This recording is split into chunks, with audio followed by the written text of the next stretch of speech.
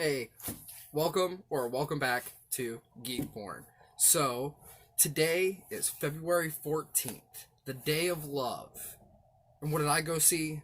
Well, I went out and I saw Sonic the freaking Hedgehog. So this movie, I expected it to be a non-stop fast thrill ride all the way.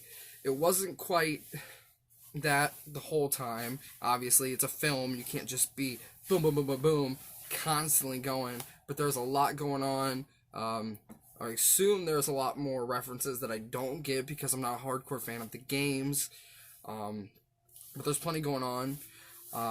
To start off, basics. I enjoyed most of the acting.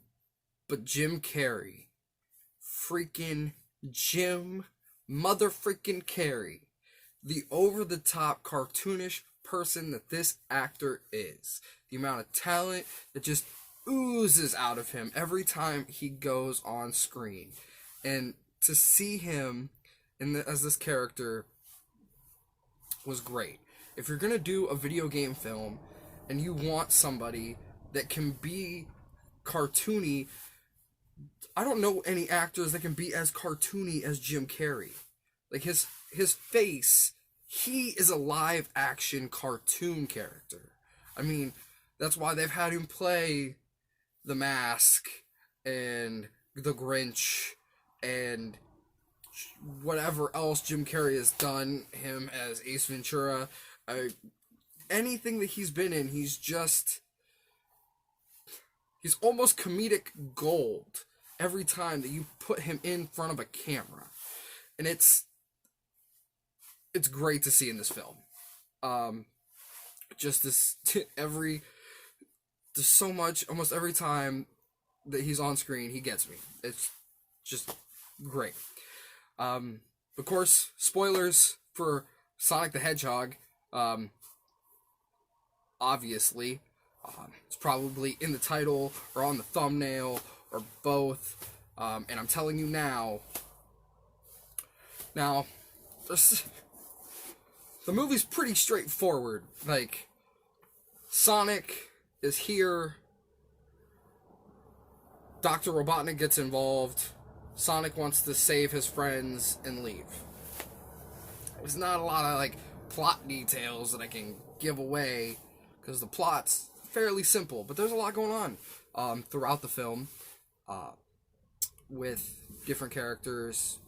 Well, not really. Mostly it's just Sonic, James Marsden's character of Tim Wachowski, and Dr. Robotnik for, a major part of the film. They're the main people to focus on because, it's a Sonic movie, and the guy that's helping Sonic, of course, is going to be, a big part. And then, the villain, even though he's supposed to be, he's part of the government, has got Jim Carrey's Dr. Robotnik character. He's done all these good things, according to the government, but his lab, so there's a scene later on, we'll just go ahead and spill this out now. There's a scene where he goes through, you see in the trailer, he has the quill, he uses that, and it's got Sonic's power in it, so it, shuts down all the stuff. So he opens up a panel, and it says, Evil Lab. We get Dr. Robotnik's against Sonic, and we want Sonic to be the hero, but this guy's part of the government. The government has him, as one of their resources, and he says he's evil. So, take that as you will about the government.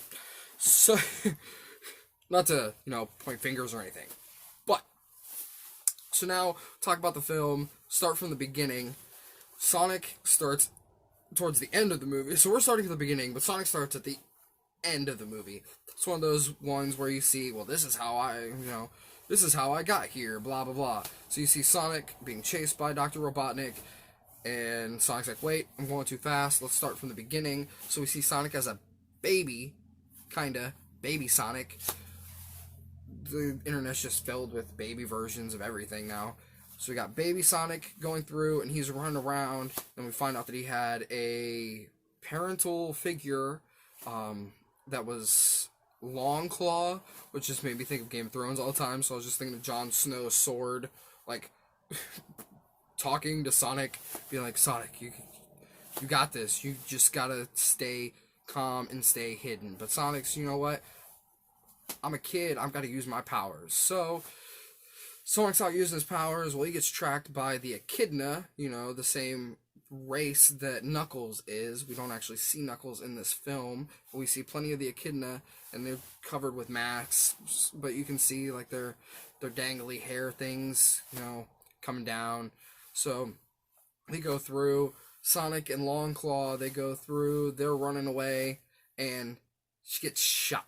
Like this owl gets shot with a bow and arrow. They tumble out. Sonic's given the rings, which is one of my favorite parts of like the opening of the film, because Paramount, instead of their stars, they were rings, and they made the sound as they went around the thing, which is awesome. But he gets the rings, and we see that the rings help teleport. Later in the movie, Sonic says that advanced civilizations, which is weird because they don't really have like advanced technology, but they have these rings that all he has to do is think about where he wants to go, fling it out there, and bam. So she sends him to a planet on the far end of the universe, which would end up being Earth. And he goes, he gets away.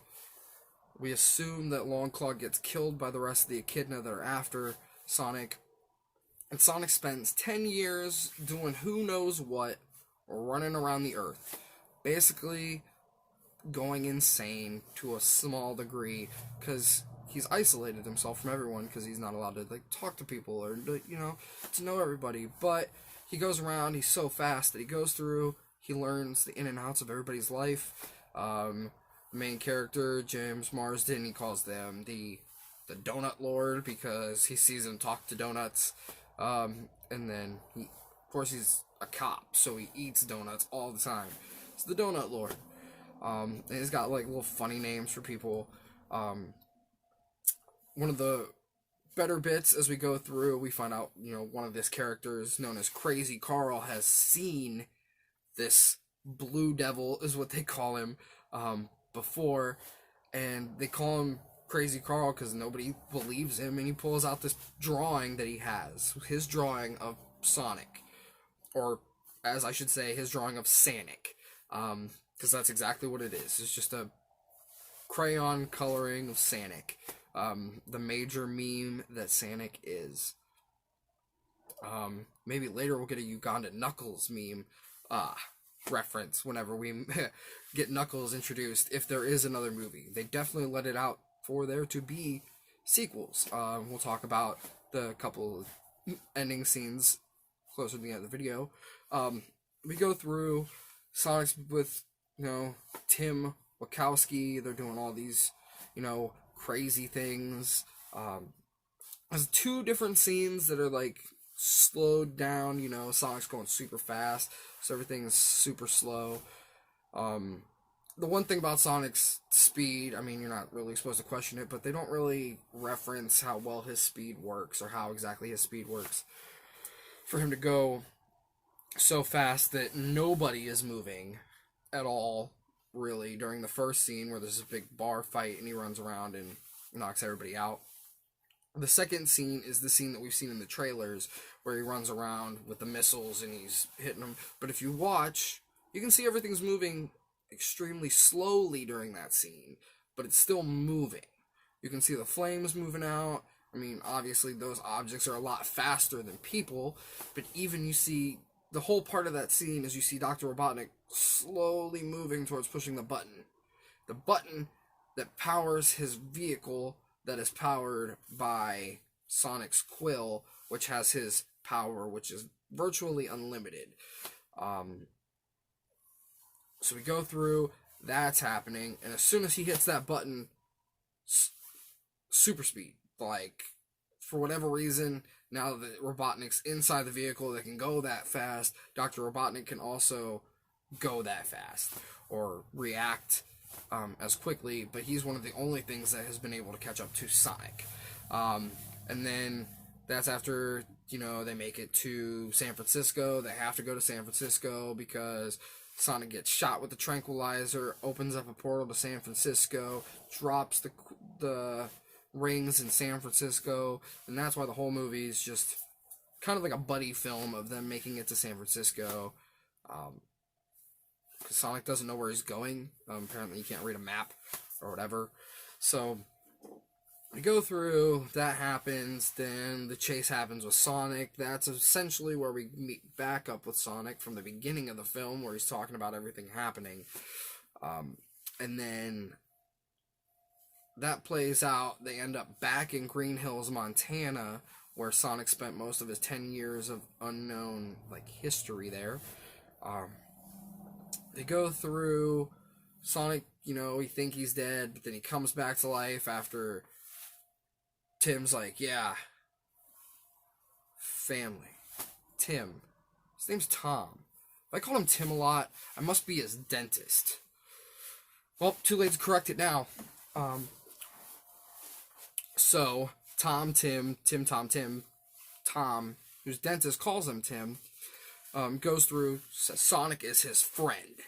And Sonic hears that, bam, he's supercharged. Apparently, his powers are connected to his emotions, just like Steven Universe or any other main character from any kind of, fictional piece of work. The emotions is always what gets us. So, Sonic supercharges, which I would love for the films to go on in a way, and eventually he has to use these rings to travel to different places to stop Dr. Robotnik from getting the Chaos Crystals, or Chaos Emeralds, and then we get to see Super Saiyan Sonic. We go through, he pushes Dr. Robotnik through one of the rings, which is to the mushroom world that Sonic keeps referring to, which I figured was kind of like a poking reference at Nintendo and Mario, because this world is just supposed to have breathable air and mushrooms. Nothing else. But, it's a huge planet. There might be a kingdom somewhere on that planet of mushrooms. And maybe there's a mushroom plumber trying to save a princess. But Dr. Robotnik ends up there.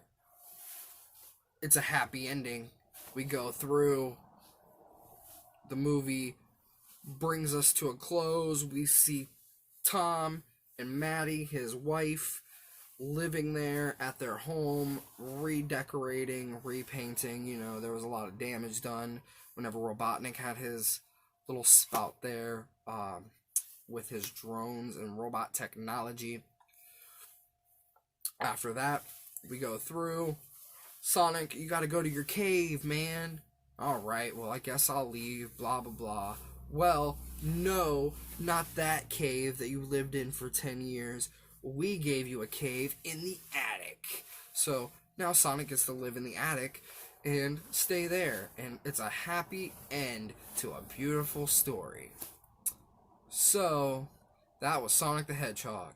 Except, right before the credits roll, we go to the Mushroom Planet, where we see Dr. Robotnik with his huge Robotnik-style mustache instead of the curly Q mustache the Sonic calls the Civil War mustache at the beginning of the film. And he's shaving his head to look more like the Dr. Robotnik Eggman character, and he even seems to have a little bit of a gut. Maybe he's been eating a lot of mushrooms. And he's there with very little technology, but he is one of the smartest men to ever be on the planet Earth. So hopefully, he will find a way to make it, and we will see him in another film. The credits start to roll. Mid-credit scene. Here we are. We just see some leaves swirling around a little bit. Then all of a sudden, portal opens up. And who comes through but Miles Prower, otherwise known as Tails. And he's going through, he's got some technology, he goes, what? This must mean he's here. Or something along those lines. He's tracked Sonic. And then it cuts after Tails flies off into the distance. And that is how we finish the Sonic the Hedgehog movie. And I am so excited for this movie to make some money and we get to see a sequel. It would be the best. We can have a Sonic franchise. I mean, Sega opened up the movie with a Marvel style, like, Sega logo. So, we'll just have to see what happens. I'm excited. Y'all should see the movie if you haven't. If you haven't, I don't know why you watch this video, because it's full of spoilers. But, I guess that's it. I'll catch you guys next time. And remember, some of us are just boring geeky. You have a good one.